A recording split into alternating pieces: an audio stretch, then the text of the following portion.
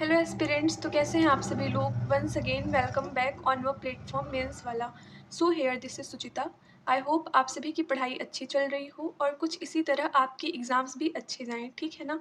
तो देखिए, जैसा कि आप सभी जानते हैं कि जो मेंस की डेट थी, जो 2022 का मेंस होने वाला था, उसकी डेट अब आगे बढ़ चुकी है, ठीक है ना। तो देखिए, अब इसमें आपको बिल्कुल ये मेंटेलिटी नहीं बनानी है कि प्रीलिम्स की डेट भी आगे बढ़ेगी, ठीक है। अभी अपना टारगेट 17 दिसंबर है। अगर इन एनी केस डेट आगे बढ़ती भी है तो इससे आपको कोई भी लॉस नहीं होगा। तो मेरी आप सबसे रिक्वेस्ट है, प्लीज़ आप अपने एफर्ट्स कम नहीं करें, ठीक है ना। जैसे आप अभी एमसीक्यू प्रैक्टिस कर रहे हैं, लेक्चर सीरीज़ को फॉलो कर रहे हैं, आप सेम उसी शेड्यूल से, सेम उसी टाइम टेबल से अपनी पढ़ाई करते रहें, ठीक है। Got it. तो देखिए, आज हम अपने लेक्चर में सबसे पहले प्रीवियस लेक्चर का रिवीजन करें, जिसमें हमने अपनी कॉन्स्टिट्यूएंट असेंबली मतलब संविधान सभा के कुछ फैक्ट पढ़े थे, उसकी प्रोसीडिंग्स पढ़ी थी, उसने क्या कार्य किए, ये सब डिस्कस किया था, ठीक है। तो मे बी आपको प्रीवियस क्लास कुछ ज़्यादा समझ ना आई हो, तो कोई इशू नहीं है। आज हम वापस उसे रिवाइज करेंगे और उसके बाद जो हमारे बचे हुए फैक्ट थे हम उन पर भी एक बार डिस्कशन करेंगे। All right. तो देखिए, हमने कल पढ़ा था संविधान सभा। सबसे पहले हमने देखा था संविधान सभा की मांग। तो पहले आप सभी से कल की क्लास से कुछ क्वेश्चन पूछ लिए जाएँ, फिर हम अपना रिवीजन करेंगे, ठीक है। तो तो आप सभी रेडी हैं क्वेश्चंस के लिए? तो स्टार्ट करते हैं, ओके। सो देखिए, पहली अप्रत्यक्ष मांग किसने की थी? तो बाल गंगाधर तिलक ने, ठीक है। पहली प्रत्यक्ष मांग किसने की थी? तो एम.एन. रॉय ने। Got it. फिर उसके बाद अगर आपसे पूछा जाए कि सबसे पहले भारतीय शब्द का प्रयोग किसने किया, तो आंसर गांधी जी हो जाएगा, ठीक है ना। फिर अगर आपसे पूछा जाए कि संविधान सभा की सबसे पहले मांग किसने की, या संविधान सभा सबसे पहले वर्ड किसने यूज़ किया, तो आपका आंसर 1924 का स्वराज दल हो जाएगा। मांग में आपको मेनली यही 4-5 फैक्ट याद रखने हैं। इसके अलावा यहाँ से क्वेश्चंस आने की भी संभावना कम रहती है, ठीक है। तो देखिए, आपको क्या याद रखना है, एक बार वापस रिवाइज कर। पहली मांग तो बाल गंगाधर तिलक, पहली प्रत्यक्ष मांग तो एम.एन. रॉय। एम.एन. रॉय ने कब मांग की थी? तो 1934 में की थी। Got it. फिर उसके अलावा हमने ब्रिटिश के रिस्पॉन्स देखे थे, ठीक है। ब्रिटिश रिस्पॉन्स में मेनली हमने 3 पढ़े थे। पहला अगस्त प्रस्ताव, दूसरा क्रिप्स मिशन और थर्ड कैबिनेट मिशन, ठीक है। अगस्त प्रस्ताव 8 अगस्त 1940 को आया। इस टाइम पे सेकेंड वर्ल्ड वॉर चल रहा था, ठीक है। युद्ध में ब्रिटिशर्स ने कहा कि अगर जो भारतीय हैं वो हमारे इस वॉर में, इस युद्ध में मदद करते हैं, तो हम इस युद्ध के ख़त्म होने के बाद संविधान बनाना है, संविधान सभा बनानी है या नहीं, उस पर विचार करेंगे, ठीक है ना। मतलब उन्होंने कोई हमें कन्फर्म नहीं बताया कि बनाएंगे या नहीं बनाएंगे, उन्होंने सिर्फ विचार करने का बोला कि हाँ हम सोचेंगे, ठीक है। फिर उसके बाद हमने सेकंड पढ़ा था Cripps mission. Cripps mission basically 1942 में आया। इसमें स्टेटफोर्ड क्रिप्स क्रिप्स मिशन में स्टेटफोर्ड क्रिप्स का आपको नाम याद रखना है।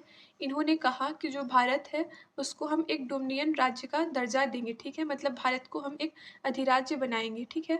फिर उसके अलावा इन्होंने कहा कि जो संविधान सभा बनेगी, मतलब जो संविधान का निर्माण होगा उसके लिए जो सभा बनेगी, असेंबली बनेगी, उसमें ब्रिटिश और इंडियंस दोनों रहेंगे।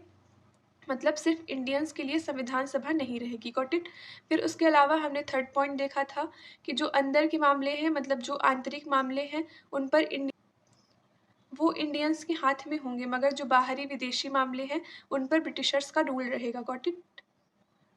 उन पर ब्रिटिशर्स का रूल रहेगा। समझ में आया? तो देखिए, हमने पहले पढ़ा अगस्त प्रस्ताव, दूसरा पढ़ा क्रिप्स मिशन। अगस्त प्रस्ताव में बेसिकली आपको, आप चाहें तो डेट याद रख सकते हैं। उसके अलावा आपको ये याद रखना है कि ये सेकेंड वर्ल्ड वॉर के समय आया था और इसको इंडियंस ने डिक्लाइन कर दिया था, ठीक है ना। इससे ज़्यादा आपके प्रीलिम्स के लिए कुछ भी इम्पोर्टेंट नहीं है, ओके। फिर देखिए, आपने सेकेंड पढ़ा कि Cripps mission, basically Cripps mission 1942 में आया। इसमें स्टेटफोर्ड क्रिप्स का नेम आपको ज़रूर याद रखना है। उसके अलावा इसके जो प्रोविज़न्स हैं वो आपके मेंस के लिए इम्पॉर्टेंट हैं, मगर आप यहाँ भी याद रखिए कि इन्होंने कहा कि डोमिनियन राज्य बनने देंगे और जो संविधान सभा है उसमें भारतीय और ब्रिटिशर्स दोनों होंगे, ठीक है। फिर जो थर्ड आया वो कैबिनेट मिशन, ये आपके लिए बहुत ही ज़्यादा इम्पॉर्टेंट है। कैबिनेट मिशन 1946 में आया और जो संविधान सभा बनी थी उसका आधार कैबिनेट मिशन ही था, ठीक है। समझ में आया? मतलब जो ब्रिटिश रिस्पॉन्स में फाइनल था संविधान सभा के लिए, उसका नाम कैबिनेट मिशन था, कैबिनेट योजना था। Got it. कैबिनेट योजना बेसिकली 1946 में आई, जिसमें 3 मेंबर्स थे। Member 1 AB Alexander, member 2 Pethick Lawrence और member 3 Stafford Cripps. Pethick Lawrence इसके हेड थे, मतलब इसके प्रमुख थे, जो उस टाइम पर भारत सचिव हुआ करते थे। समझ में आया? पैंथिक लॉरेंस भारत सचिव हुआ करते थे। तो अगर आपसे पूछा जाए कि कैबिनेट मिशन जब आया उस टाइम पर भारत सचिव कौन थे, तो आपका आंसर ठीक है। कोई डाउट? देखिए, हमने पहले संविधान की माँग पढ़ा, दूसरा ब्रिटिश के रिस्पॉन्स पढ़े, ठीक है? जब हमने ब्रिटिशर्स के रिस्पॉन्स पढ़ा तो उसमें पहला अगस्त प्रस्ताव, दूसरा क्रिप्स मिशन, तीसरा कैबिनेट मिशन, ये डिस्कस किया, ठीक है? फिर देखिए, जुलाई 1946 में संविधान सभा का गठन कर दिया गया, ठीक है? अगर आपसे कोई पूछे कि संविधान सभा का गठन कब हुआ, तो आपका आंसर जुलाई 1946 हो जाएगा। Got it? फिर देखिए, बेसिकली अब संविधान सभा की मीटिंग्स पर हम डिस्कशन करेंगे, ठीक है? तो संविधान सभा की पहली मीटिंग कब हुई? 9 दिसंबर 1946 को, ठीक है? इसमें जो अस्थायी अध्यक्ष बने उनका नाम डॉक्टर सच्चिदानंद सिन्हा था और इसका मुस्लिम लीग ने बहिष्कार किया था, ठीक है? इतना समझ में आया? फिर उसके बाद हमने पढ़ा था दूसरी मीटिंग, जिसमें कि राजेंद्र प्रसाद को स्थायी अध्यक्ष बनाया गया। Got it? फिर उसके बाद हमने सबसे इम्पोर्टेंट पढ़ा था थर्ड मीटिंग। बेसिकली संविधान सभा की कार्यवाही यहीं से स्टार्ट हुई मानी जाती है, ठीक है? तो देखिए, जब उद्देश्य प्रस्ताव जवाहरलाल नेहरू ने 13 दिसंबर 1946 को पेश किया, तो वो 22 जनवरी 1947 को एक्सेप्ट कर लिया। जब यह उद्देश्य प्रस्ताव एक्सेप्ट हो गया, मतलब जब यह उद्देश्य प्रस्ताव को स्वीकृत कर लिया गया, तो कई सारी कमिटीज़ बनी, ठीक है? इन कमिटीज़ पर डिस्कशन करने से पहले हम जो संविधान सभा का आधार है, जो इसका स्ट्रक्चर है, उस पर डिस्कशन करते हैं। ऑलराइट? तो देखिए, संविधान सभा में बेसिकली ये प्रावधान किया गया, ये प्रोविज़न किया गया कि 10 लाख की आबादी पर, मतलब जहाँ पर 10 लाख पॉपुलेशन होगी, वहाँ से कोई एक रिप्रेजेंटेटिव खड़ा होगा, ठीक है? मतलब 10 लाख पॉपुलेशन को सिर्फ एक रिप्रेजेंटेटिव रिप्रेजेंट करेगा। Got it? फिर उसके अलावा हमने देखा था कि संविधान सभा में अप्रत्यक्ष रूप से निर्वाचन भी हुआ और इसमें मनोनयन भी किया गया, ठीक है? मनोनयन 93 मेंबर्स का हुआ था और इसमें 15 वुमेन्स थी, मतलब 15 महिलाएं थी, ठीक है? महिलाओं में आपके इम्पोर्टेंट हैं हिंसा मेहता, सरोजनी नायडू, सुचिता कृपलानी और राजकुमारी अमृत कौर। आप चाहें तो इनके नेम भी याद रख सकते हैं, अगर नहीं भी रखते हैं तो कोई ऐसा इशू नहीं है, ठीक है? फिर उसके अलावा हमने देखा था कि जब संविधान सभा बनी तो उसमें 389 मेंबर्स थे, ठीक है? लेकिन जब भारत और पाकिस्तान का विभाजन, तो उसमें सिर्फ 299 मेंबर्स बचे, ठीक है? देखिए तो देखिए, जब 389 में 93 मेंबर्स मनोनीत हुए तो 296 सीट पर निर्वाचन हुआ, ठीक है? इसमें सीटों का बंटवारा कुछ इस तरह से हुआ कि 208 सीट कांग्रेस की हो गई और 73, मतलब 73 सीट मुस्लिम की हो गई और जो 15 सीट थी वो अदर, मतलब अन्य की हो गई, ठीक है? इस अन्य में बहुत छोटी-छोटी कम्युनिटीज़ थी, पार्टी थी, तो उसमें ये सीट का बंटवारा हो गया, ठीक है? इतना समझ में आया? अगर आपसे कोई पूछे कि इस समय चीफ कमिश्नरी कितने थे संविधान सभा में, तो आपका आंसर सिंध, बलूचिस्तान, कुर्ग और दिल्ली, मतलब 4 इसमें चीफ कमिश्नरी। चीफ कमिश्नरी को बेसिकली आप आज की यू मतलब जो आपका यूनियन टेरिटरी है, आप उससे समझ पढ़ सकते हैं, उससे आप रिलेट करके इसको पढ़ सकते हैं, ठीक है? इतना समझ में आया? उसके अलावा उसके बाद हमने कई सारी कमिटीज़ पर डिस्कशन किया था, जिसमें आपको लगभग जो इम्पोर्टेंट है उनके हेड के नाम याद रखने हैं, ठीक है? तो आज हम पहले सबसे प्रारूप समिति, मतलब जो ड्राफ्टिंग कमिटी है उस पर डिस्कशन करेंगे, ठीक? तो देखिए, जो ड्राफ्टिंग कमिटी के हेड थे वो आपके भीमराव अंबेडकर थे, ठीक है? भीमराव अंबेडकर को भारतीय संविधान का पिता, मतलब father of the Indian constitution भी कहा जाता है। Got it? उसके अलावा हमने देखा था कि जब प्रारूप समिति का गठन हुआ, मतलब 29 अगस्त को जब उसका गठन हुआ, तो उसमें 7 मेंबर्स थे, ठीक है? आप चाहें तो मेंबर्स के नेम एक बार फिर सुन सकते हैं, वापस रिवाइज़ कर सकते हैं। पहले मेंबर्स बी आर अम्बेडकर, दूसरे मेंबर एन माधव राव, तीसरे मेंबर गोपाल स्वामी अयंगकर, चौथे अल्लादी कृष्णा स्वामी अय्यर, पाँचवें डी पी खेतान, छठवें टी टी कृष्णमचारी और सातवें मोहम्मद शादुल्ला। समझ आया? आप इनके नेम ऐसे याद रखिए कि आपको मे बी क्वेश्चन इस तरह से आए कि निम्न में से कौन प्रारूप समिति के सदस्य नहीं थे, ठीक है? तो आपको क्वेश्चन ऐसे देखने को मिल सकता है, तो खुद को इस तरह से प्रिपेयर करें। Got it? फिर उसके अलावा हमने देखा था कि जो प्रारूप समिति है उसने 3 बार अपने प्रारूप पेश किए, ठीक है। वो 3 बार कब थे वो कल हमने डिस्कशन किया था, आपको वो डेट बेसिकली याद तो नहीं रखनी है। लेकिन देखिए, अगर आपसे क्वेश्चन पूछा जाए कि संविधान का पहला प्रारूप किसने पेश किया, तो प्लीज़ आप बी.आर. अम्बेडकर मत करिएगा, उसका आंसर बी.एन. राव हो जाएगा, ठीक है, जो कि हमारे संवैधानिक सलाहकार थे, ठीक है। इतना समझ में आया?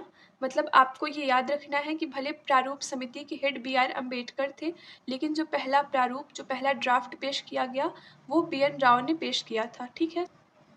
फिर उसके बाद हमने बहुत सारे बहुत ही ज़्यादा डीप में फैक्ट पर डिस्कशन किया था। उसके अलावा आज हम देखेंगे जो हमारे बचे हुए कॉन्सेप्ट या जो हमारे बचे हुए फैक्ट हैं, ठीक है। तो देखिए, हमने देखा था कि 26 नवंबर 1949 को संविधान सभा द्वारा संविधान बन करके तैयार हो गया, ठीक है। इतना समझ में आया? तो जब संविधान सभा द्वारा संविधान बना करके तैयार किया गया, तो उस टाइम पर 15 आर्टिकल्स, 15 अनुच्छेद स्वतः ही लागू हो गए, ठीक है। उसमें से आपका पहला था राष्ट्रपति शपथ और नागरिकता, और कुछ अदर आर्टिकल्स थे जिनको आपको याद नहीं रखना है, गॉट इट? फिर देखिए, 26 जनवरी 1950 को संविधान पूर्ण रूप से लागू हो गया, ठीक है। बेसिकली आप देखिए, संविधान की जब अंतिम बैठक हुई, बेसिकली आप देखिए, संविधान सभा की अंतिम बैठक में संविधान सभा ने खुद को भंग कर दिया, ठीक है। मतलब खुद को उन्होंने ख़त्म कर दिया, मगर जो संसद है जब तक उसका गठन नहीं हो गया, मतलब 1952 में जब तक नई संसद का गठन नहीं हुआ, तब तक जो संविधान सभा है वो as a parliament, as a संसद वर्क करती रही। इतना समझ में आया? फिर 24 जनवरी 1950 को हमारा राष्ट्रगान व राष्ट्रगीत अपनाया गया, ठीक है। फिर उसके अलावा हमारे जो पहले राष्ट्रपति हैं डॉक्टर राजेंद्र प्रसाद, उनका भी मनोनयन किया गया। इतना समझ में आया? फिर उसके बाद जब 26 जनवरी 1950 को संविधान लागू हो गया, उसके जो प्रोविज़न्स थे, जो सारे आर्टिकल्स थे, जो बचे हुए आर्टिकल्स थे, वो सब भी उस दिन से लागू हो गए। तो देखिए, फिर आइए हम अपने आज के टॉपिक, आज के कॉन्सेप्ट पर डिस्कशन करते हैं, ओके। तो देखिए, फिर आगे बढ़ते हैं।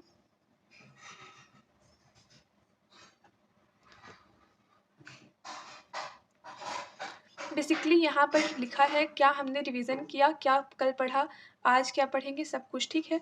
तो कल हमने संविधान की मांग पढ़ी, फिर उसके बाद महत्वपूर्ण कथन, मतलब जो इम्पोर्टेंट स्टेटमेंट्स हैं उनको पढ़े थे। फिर उसके बाद ब्रिटिश रिस्पॉन्स पढ़े, फिर कार्यवाही मतलब प्रोसीडिंग्स पढ़ी, फिर उसके बाद महत्वपूर्ण समितियाँ, कमिटीज़ पढ़ी, जिसमें आपको प्रारूप समिति बिल्कुल नहीं भूलनी है। और जो डॉक्टर राजेंद्र प्रसाद, सरदार पटेल, पंडित जवाहरलाल नेहरू और कार्य संचालन समिति, ये सब आपको याद रखना है, ठीक है। फिर उसके बाद आज हम फैक्ट, मतलब कुछ जो हमारे बचे हुए फैक्ट हैं उन पर डिस्कशन करेंगे, ओके।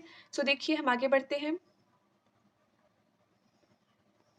बेसिकली आप यहाँ पे देख सकते हैं कि वाचन मतलब पढ़ करके सुनाना, हियरिंग तो आप सभी समझते ही होंगे।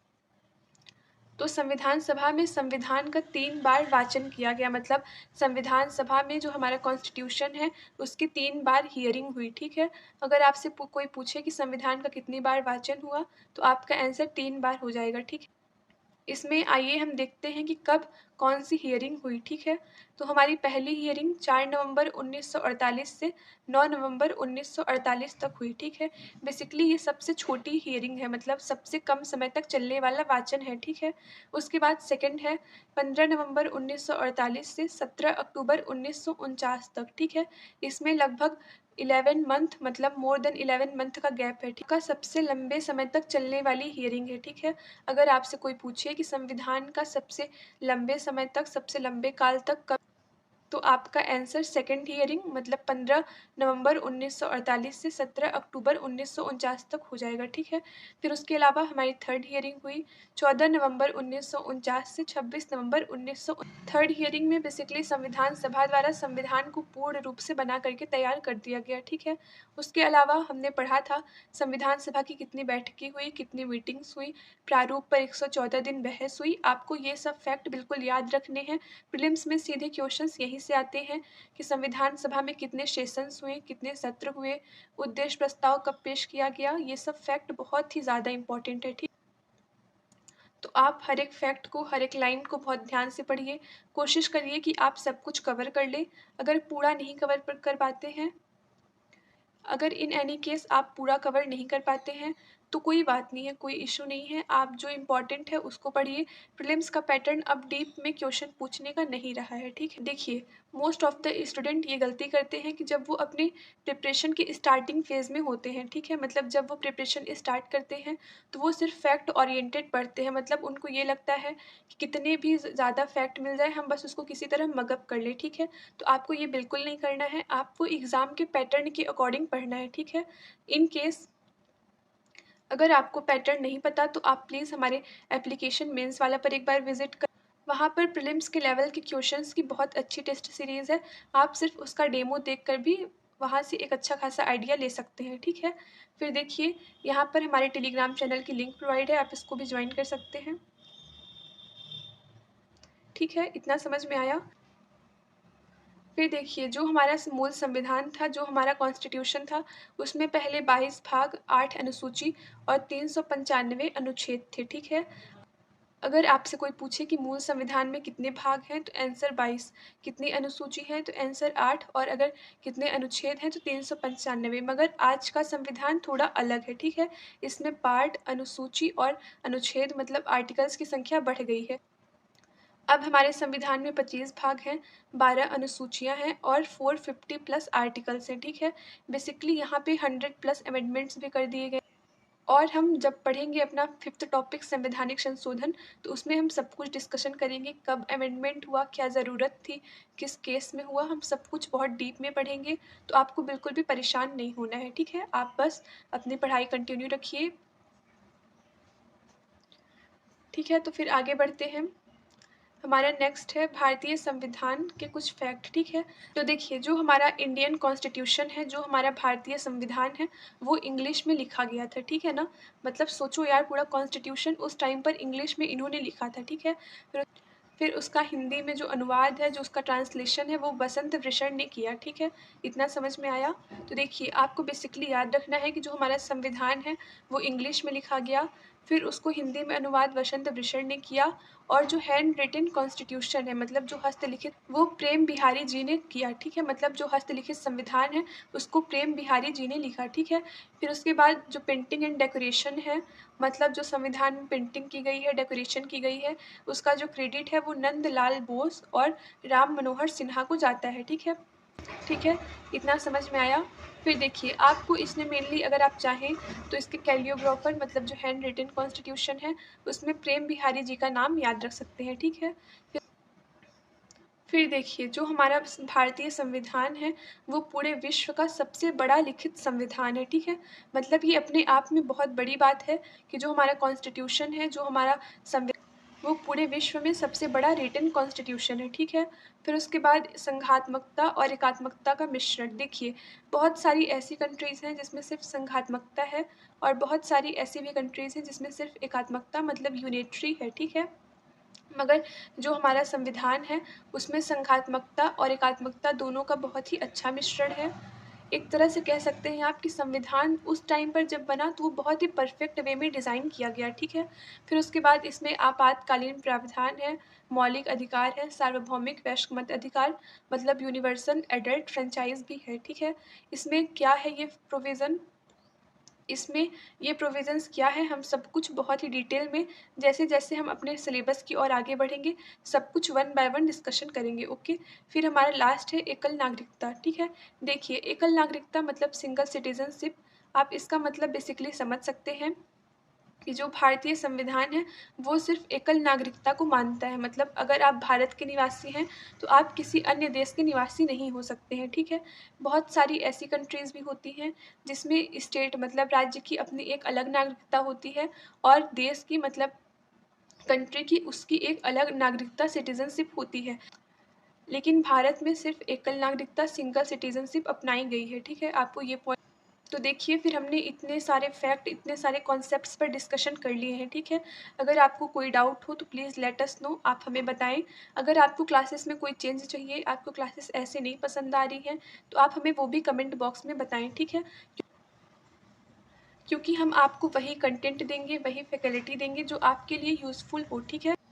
तो आप प्लीज़ हमें अपने रिव्यू देते रहा करें क्योंकि your feedback is precious, got it. फिर देखिए, हम आगे बढ़ते हैं। बेसिकली आप देख सकते हैं कितने ही ऑसम वे में, कितने शानदार तरीके से इन्होंने कैलियोग्राफी, इसमें स्क्रीन पर जो पेज है उसमें basically right to freedom mention है। ठीक है, इतना समझ में आया? तो देखिए, आज हमने अपना दूसरा टॉपिक जो कि संविधान सभा था उसको भी कंप्लीट कर लिया है। ठीक है, तो देखिए हमने पहले पढ़ा संविधान की मांग, मतलब कोई अगर चीज़ आई है तो उसकी मांग तो हुई, तो हमने पढ़ा संविधान की मांग। फिर उसके बाद हमने पढ़ा संविधान सभा, उसका कैसे गठन हुआ, कितने मेंबर्स थे, कितनी सीट थी, सीटों का बंटवारा कैसे हुआ, हमने सब कुछ बहुत ही डिटेल में डिस्कशन किया। फिर हमने अपना देखा कि संविधान सभा में कितनी समिति थी, प्रारूप समिति। बेसिकली प्रारूप को ड्राफ्ट कहते हैं। ड्राफ्ट मतलब आप समझ सकते हैं कि जो हमारा संविधान है वो किस तरह बनेगा, उसमें क्या प्रोविजंस रहेंगे, क्या आर्टिकल्स रहेंगे, इसमें सब कुछ मेंशन किया गया था। ठीक है, फिर फिर उसके बाद हमने संविधान की मीटिंग्स पढ़ी, कितनी संविधान सभा में मीटिंग्स हुई, क्या इंपॉर्टेंट है। उसके बाद हमने उसके कैलियोग्राफर, हैंड रिटन कॉन्स्टिट्यूशन किसने लिखा, सब कुछ एकदम डिटेल में डिस्कशन किया। ठीक, आई डोंट थिंक कि अगर आप इतना ही पढ़ लेते हैं तो आपको कंटेंट के लिए कहीं और स्ट्रगल करना पड़ेगा। ठीक है, तो प्लीज़ आपको जितना कंटेंट दिया जा रहा है आप उस पर भरोसा रखें। और इसमें अगर आप चाहें तो एक पॉइंट और याद रख सकते हैं कि जो भारतीय संविधान है उसका राष्ट्रीय प्रतीक हाथी और कमल को बनाया गया। ठीक है, इतना समझ में आया? तो बेसिकली आज का हमारा लेक्चर यहीं पर ख़त्म होता है। तो आई होप कि आपको पिछले दोनों टॉपिक्स मतलब भारत शासन अधिनियम 1919 और 1935 और उसके अलावा संविधान सभा दोनों बहुत ही अच्छी तरह से समझ में आ गए होंगे। ठीक है, आप इसके माइंड मैप्स बनाएं, चीज़ों को रिलेट करें। अगर कोई प्रॉब्लम होती है तो आप हमसे कांटेक्ट करें, हम आपको सिनॉप्सिस और जितना भी पॉसिबल हो सकता है माइंड मैप, सिनॉप्सिस सब कुछ प्रोवाइड कराएंगे। ठीक है, बस आप लास्ट तक बने रहिए। So that's all for today. Thank you so much. All the very best. Have a great day. Keep studying. Okay. Keep studying. Okay.